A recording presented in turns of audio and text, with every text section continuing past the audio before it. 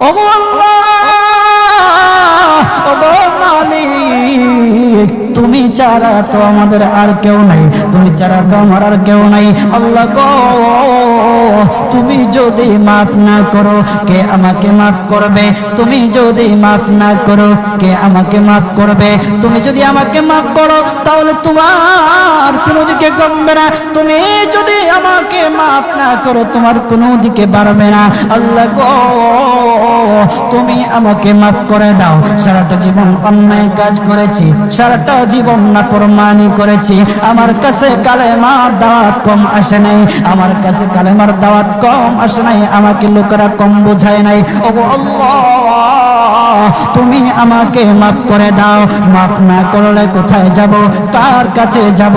বাবা যখন মারে তখন মার কাছে আশ্রয় নেওয়া যায়, মা যখন প্রহার করে তখন বাবার কাছে আশ্রয় নেওয়া যায়, বাবা মা যখন প্রহার করে তখন দুনিয়ার কারো না কারো কাছে আশ্রয় নেওয়া যায়। ওগো আল্লাহ,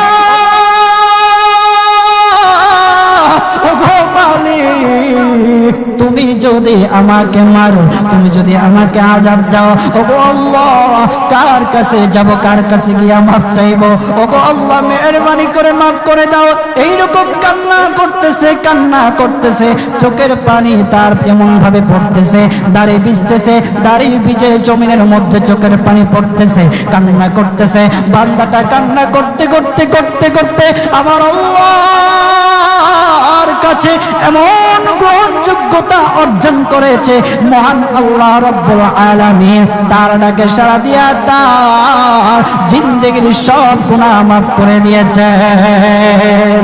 হযরত মূসা আলাইহিস সালাতু ওয়াস সালামের যুগের ঘটনা।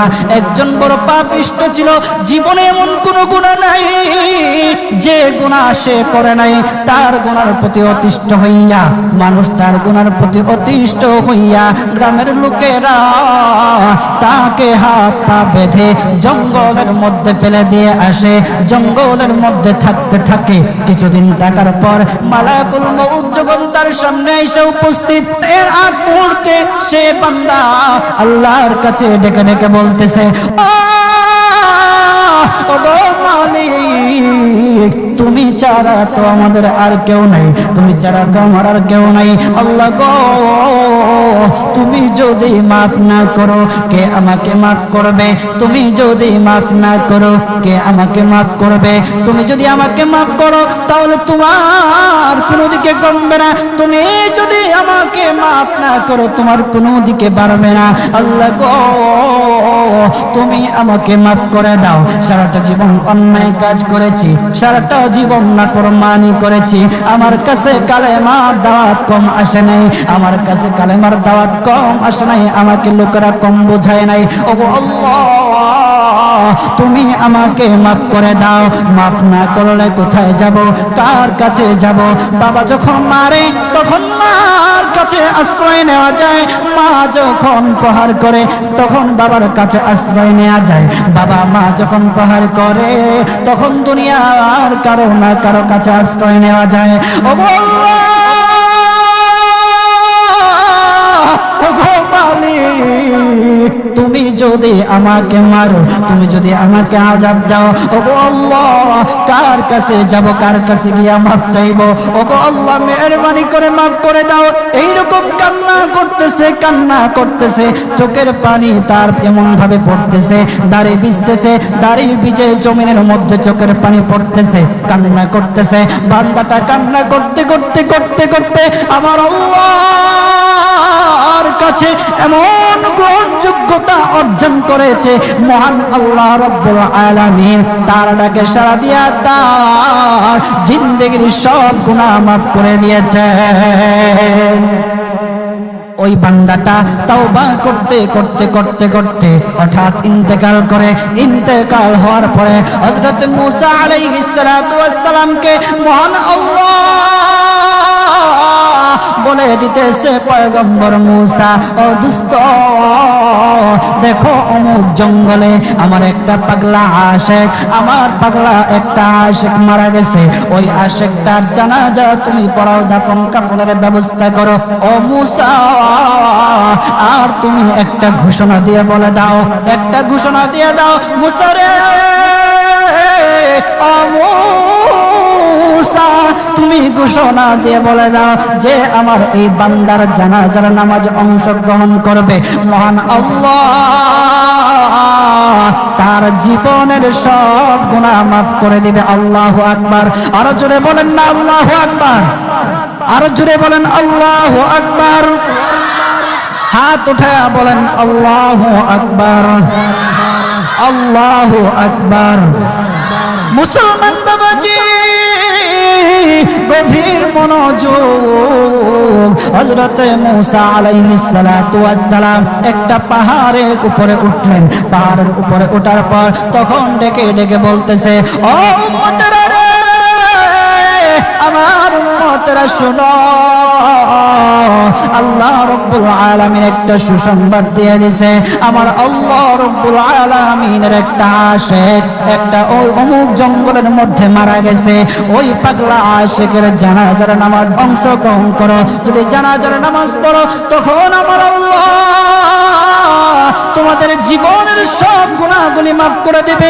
কেউ যদি নিজের গুনাহ ক্ষমা করাইতে চাও, কেউ যদি নিজের গুনাহগুলি ক্ষমা করাইতে চাও, তাহলে মহান আল্লাহ রাব্বুল আলামিনের ওই পাগলা আশিকের জানাজায় অংশগ্রহণ করো। তখন লোকেরা দলে দলে জানাজায় অংশগ্রহণ করার জন্য দলে দলে গেল, জানাজার নামাজ আদায় করলো। আদায় করার পর পয়গম্বর মূসা আলাইহিস সালাতু ওয়াস সালামকে বলতেছে, ওগো আল্লাহর পয়গম্বর, ও পয়গম্বর, যার জানাজায় অংশগ্রহণ করার কারণে মহান আল্লাহ তার জীবনের সব গুনাহ মাফ করে দেবে, এমন মহা ব্যক্তি তো, এই মহান ব্যক্তিটাকে তো একটা নজরে দেখা দরকার, অবশ্যই দেখা দরকার, আমাদেরকে সেই ব্যক্তিটাকে দেখান। তখন মূসা আলাইহিস সালাতু ওয়াস সালাম বলতেছে, ঠিক আছে, তোমাদেরকে দেখানো হবে। তখন যখন দেখাতে গেলেন, দেখানোর সাথে সাথে লোকেরা বলল, পয়গম্বর, আপনি কি বলেন, এই লোকটাকে তো আমরা ভালো করে চিনি, ওই লোকটা বড় পাপিষ্ঠ ছিল, বড় অন্যায়কারী ছিল, বড় জুলুমকারী ছিল। ওগো পয়গম্বর, সমাজে এমন কোন গুনাহ নাই যে সে করে নাই, সমাজে সব গুনাহ করেছে, সমস্ত গুনার সাথে সে জড়িত ছিল, সে জড়িত ছিল। তার গুনার কারণে, তার গুনার কারণে আমরা অতিষ্ঠ হইয়া তার হাত পা বেঁধে আমরা তাকে জঙ্গলের মধ্যে ফেলে দিয়ে আসি। এই পাপিষ্ঠ বান্দা আল্লাহ তাআলার বড় আশিক হতে পারে কিভাবে, আল্লাহ তাআলার পেয়ারা হতে পারে কিভাবে? পয়গম্বর মূসা আলাইহিস সালাতু ওয়াস সালাম আল্লাহর কাছে ডেকে ডেকে বললেন, আল্লাহ, লোকেরা কি বলতেছে আর তুমি কি বলো? ওগো আল্লাহ, এর সমাধান কি, এর সমাধান কি? সমাধানটা তো তুমি দিয়ে দাও।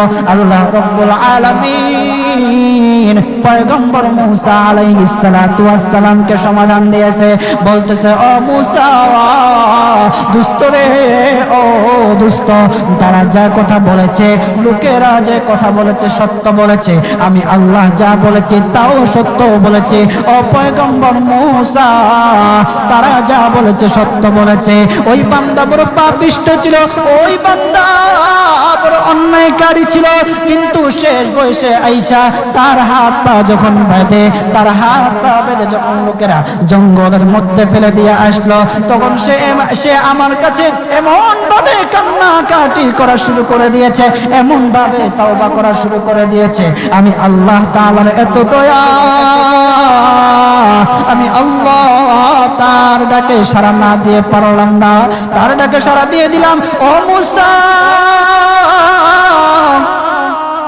সে তাওবা করার সময় যদি সবার জন্য সে তাওবা করত, যতজন লোকরা বেঁচে আছে, যতজন উম্মতরা আছে, যতজন লোকেরা আছে, সমস্ত লোকদের জন্য যদি সে আমার কাছে তাওবা করত, আমি আল্লাহ তার তাওবা মুহূর্তের মধ্যে কবুল করে সমস্ত বান্দাদেরকে মাফ করে দিতাম। সুবহানাল্লাহ, জোরে বলেন লিল্লাহি তাকবীর, নারে তাকবীর। কত দয়ার আল্লাহ! একটা বান্দা সারা জীবন গুনাহ করেছে, অন্যায় কাজ করেছে, শেষ বয়সে আয়েশা শুধু আল্লাহকে ডাকছে, আল্লাহর কাছে মাফ চাইছে।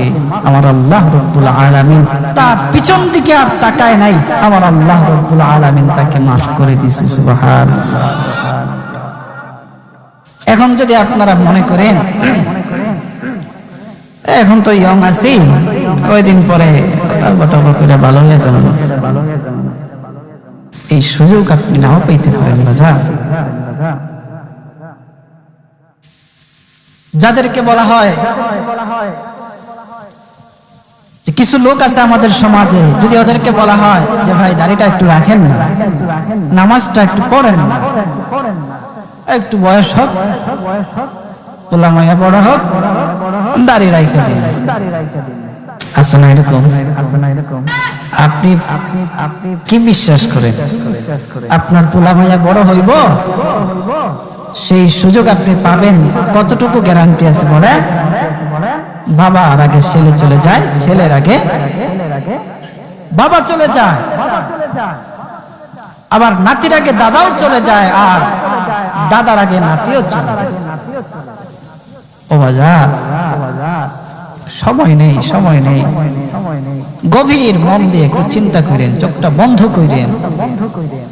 মাঝে মধ্যে আমার এমন উপলব্ধি হয়, চোখটা যখন বন্ধ করে দেই, বন্ধ করে দিয়ে যখন চিন্তায় লাগে, তখন মনে মনে ভাবি, হায় রে, এত কিছু কার জন্য করতেছি? এই মুহূর্তে যদি মালাকুল মউত আমার সামনে আইসা যায়, আমাকে নিয়ে যায়, আমি তো সাদা কাফনের প্যাকেট পেয়ে যাব। এই সম্পদ নেয়ার জন্য, আমার জিনিসপত্র নেয়ার জন্য আমার আত্মীয় স্বজনরা খাড়াখাড়ি, আমি কার জন্য কি করতেছি? অন্তরটা তখন ফেটে যাওয়ার মতো। আমরা কি করতেছি? কার জন্য করতেছি? আজকে মরে গেলে আপনার সন্তান কালকে আপনাকে স্মরণ করবে কিনা সন্দেহ আছে। কিছু কিছু ঘটনা এমনও ঘটে যে বাবা মারা গেছে, সেই সন্তানেরা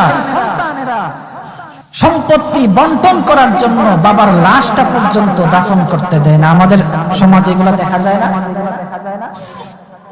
আপনি কার জন্য কি করতেছেন? কার জন্য করতেছেন? কি করিলাম দুনিয়াতে আসিয়া,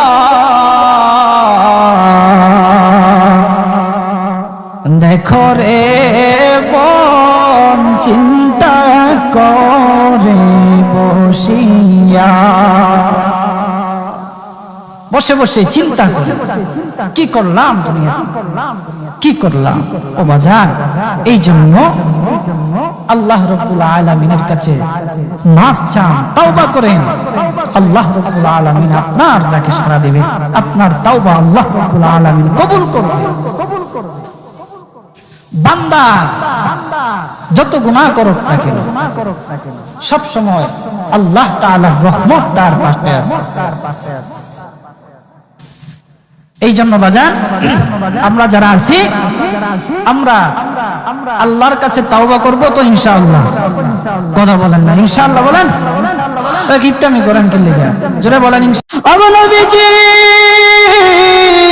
আল্লাহ তাআলা সুসংবাদ জানায়া দিয়েছে, যারা নিজের প্রতি জুলুম করবে, যারা নফসের প্রতি অত্যাচার অন্যায় করবে, তারা আল্লাহর রহমত থেকে নৈরাশ হইয়া না। আল্লাহর নবী গো, আপনি তাদেরকে জানায়া দেন, তারা নফসের প্রতি জুলুম করেছে, অন্যায় কাজ করেছে। ও গো আল্লাহর রাসূল, তাদেরকে আপনি জানায়া দেন, মহান আল্লাহ